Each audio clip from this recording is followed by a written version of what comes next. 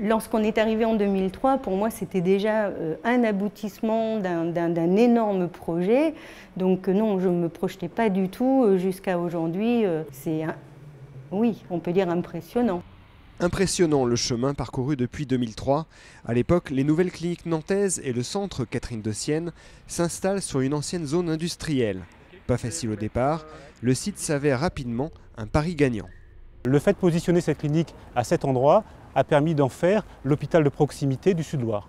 Notre site aujourd'hui est le plus gros site de santé de court séjour en France. Plus de 500 lits installés et un plateau technique complet de cancérologie. Il n'y a pas d'équivalent en France aujourd'hui.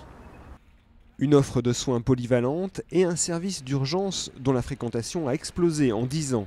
6 000 passages en 2004, plus de 27 000 aujourd'hui.